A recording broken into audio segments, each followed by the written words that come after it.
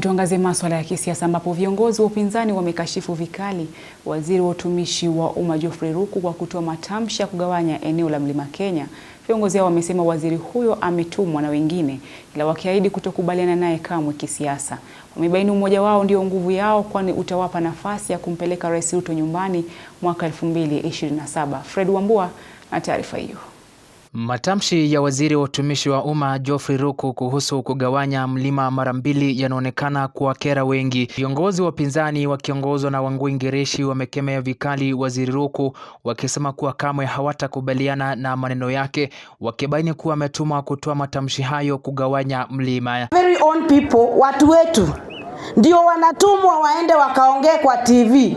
Wakati Wajaluo wanafanya Luo Night, wakati Wakalenjin wanafanya Kalenjin Night, wakati wanasema umoja kwa Wakalenjin, nyinyi Wakikuyu sisi hapa tunaambiwa tugawane Mount Kenya East and West and Central. Waambieni washindwe.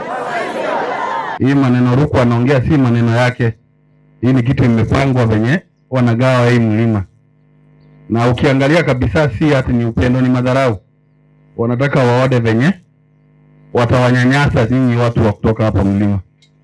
Ukiangalia sisi kutoka huko Kisii tumeshikana na tuko pamoja. Viongozi hao wakisema kuwa ushirikiano ni nguvu, wakibaini kuwa eneo la Mlima Kenya lina kabila tofauti za wakazi kutoka Mlima Kenya Mashariki, hivyo hawafai kabisa kukubali kugawanywa kwa misingi ya tofauti chache za kisiasa. It is totally retrogressive and not the kind of politics we want in our Mount Kenya.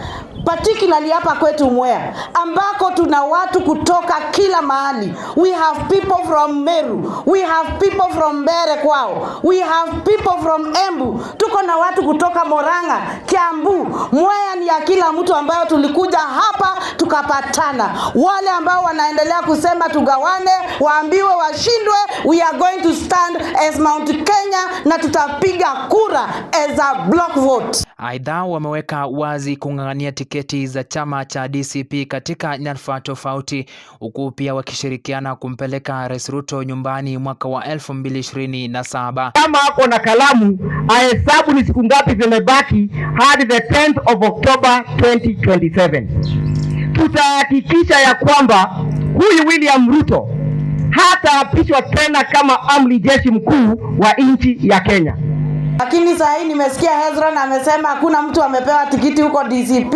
Nitakuja tumenyane na hao wako huko. Kwa hivyo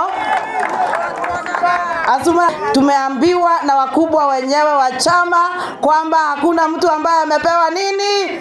Kwa hivyo mimi Wangui Ngereshi niko hapo na niko hapa. Kama kuna mtu atamaliza Kasongo ni mimi. Tulimleta huku na Rigathi Gachagua na sisi ndio tutamfukuza huku pamoja na yeye. Atoke akwende huko Sugoi and Kenya is going to be under new leadership. Ni joto la kisiasa linaloendelea kupanda kila kuchao, ubabe wa kisiasa kati ya Profesa Kithure Kindiki na Rigathi Gachagua ukijitokeza. Fred Wambua, Undugu TV.